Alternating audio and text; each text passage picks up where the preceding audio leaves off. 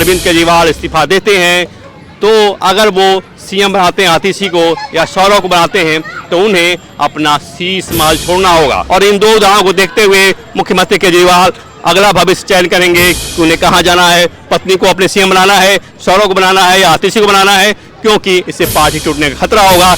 अगर वो अपनी पत्नी को बनाते हैं तब भी सवाल उठेंगे, और सवाल ये उठेंगे कि उन्होंने पद को अपने परिवार में ही रख लिया, परिवारवाद उनके ऊपर हावी हो गया और वंशवाद के कारण ही वो पार्टी में आए हैं और पार्टी से अलग जाना नहीं चाहते।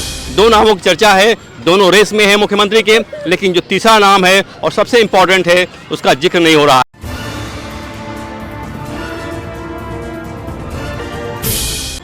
दिल्ली के सीएम अरविंद केजरीवाल ने इस्तीफे का ऐलान कर दिया है। सवाल उठता है कि दिल्ली का अगला सीएम कौन बनेगा। दो नाम चर्चा में हैं और वो हैं एक आतिशी मार्लेना जो दिल्ली के शिक्षा मंत्री हैं और दूसरा नाम है सौरभ भारद्वाज का जिन्हें स्वास्थ्य मंत्रालय मिला हुआ है। दो नामों की चर्चा है, दोनों रेस में है मुख्यमंत्री के, लेकिन जो तीसरा नाम है और सबसे इम्पॉर्टेंट है उसका जिक्र नहीं हो रहा है, वो है केजरीवाल की पत्नी सुनीता केजरीवाल का। हम इसलिए नाम बता रहे हैं सुनीता केजरीवाल का कि इसके पीछे एक रहस्य है, एक तथ्य है, एक आवश्यक जानकारी है। वो जानकारी ये है कि अगर मुख्यमंत्री अरविंद केजरीवाल इस्तीफा देते हैं तो अगर वो सीएम बनाते हैं आतिशी को या सौरभ को बनाते हैं तो उन्हें अपना शीश महल छोड़ना होगा। शीश महल यानी उनका बंगला छोड़ना पड़ेगा जिसमें उन्होंने 8 लाख के पर्दे लगवाए हैं। इसलिए केजरीवाल को बहुत सोच समझ करके अगला मुख्यमंत्री का चयन करना पड़ेगा, और वो ये कि यदि आतिशी को बनाते हैं तो 15 दिन बाद उन्हें शीश महल छोड़ना होगा। सौरभ भारद्वाज को बनाते हैं तो उन्हें 15 दिन बाद अपना शीश महल छोड़ना होगा। लेकिन अगर वो अपनी पत्नी सुनीता केजरीवाल को सीएम की गद्दी सौंपते हैं तो उन्हें वो बंगला, वो शीश महल उन्हीं के पास रह जाएगा। तो सबसे बड़ी बात है, सबसे बड़ा सवाल है कि क्या अरविंद केजरीवाल दिल्ली के मुख्यमंत्री पद से इस्तीफा देंगे। दिल्ली के मुख्यमंत्री अरविंद केजरीवाल सीएम पद से इस्तीफा देते हैं तो किसको गद्दी सौंपते हैं।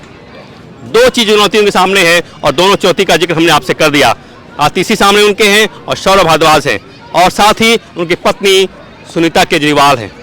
प्रॉब्लम ये है कि अगर वो अपनी पत्नी को छोड़ करके आतिशी को बनाते हैं, सौरभ भारद्वाज को बनाते हैं मुख्यमंत्री तो उनका ईगो टकराएगा। अगर वो नेक्स्ट टाइम यदि उनसे इस्तीफा लेते हैं सौरभ भारद्वाज से, आतिशी से, तो उनका ईगो टकराएगा। और ईगो टकराने का मतलब क्या है कि भविष्य में हो सकता है कि वो पार्टी से त्यागपत्र दे दें।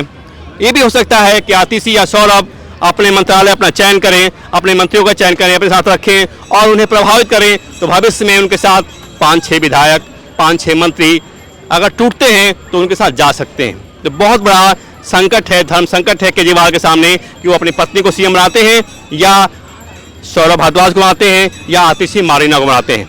उनकी पार्टी में टूटने का संकट है अगर वो परिवार से जा करके किसी दूसरे को मुख्यमंत्री बनाते हैं। लेकिन अगर वो लालू की तर्ज पर, राबड़ी देवी की तर्ज पर अपनी पत्नी सुनीता केजरीवाल को सीएम बनाते हैं तो इसमें कोई बहुत समस्या नहीं होगी। जब वो कहेंगे उनकी पत्नी इस्तीफा दे देंगी और फिर से मुख्यमंत्री बन जाएंगे अरविंद केजरीवाल। अगर उन्होंने आतिशी को सीएम बनाया, सौरभ भारद्वाज को सीएम बनाया तो उनसे इस्तीफा लेने में समस्या होगी। अगर इस्तीफा लेंगे तो उनकी प्रतिष्ठा की बात होगी और हो सकता है कि सौरभ भारद्वाज या आतिशी मार्लेना 5-6 विधायकों को लेकर के, मंत्रियों को लेकर के पार्टी से अलग हो सकते हैं, तो पार्टी को बड़ा नुकसान हो सकता है।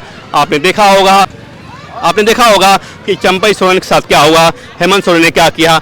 आपने ये भी देखा होगा कि नीतीश कुमार ने जीतन राम मांझी के साथ क्या किया। तो ये दो उदाहरण के सामने रहेंगे और इन दो उदाहरणों को देखते हुए मुख्यमंत्री केजरीवाल अगला भविष्य चयन करेंगे कि उन्हें कहाँ जाना है, पत्नी को अपने सीएम बनाना है, सौरभ को बनाना है या आतिशी को बनाना है, क्योंकि इससे पार्टी टूटने का खतरा होगा। अगर वो अपनी पत्नी को बनाते हैं तब भी सवाल उठेंगे और सवाल ये उठेंगे कि उन्होंने पद को अपने परिवार में ही रख लिया, परिवारवाद उनके ऊपर हावी हो गया और वंशवाद के कारण ही वो पार्टी में आए हैं और पार्टी से अलग जाना नहीं चाहते हैं। तो बहुत सारे विषय हैं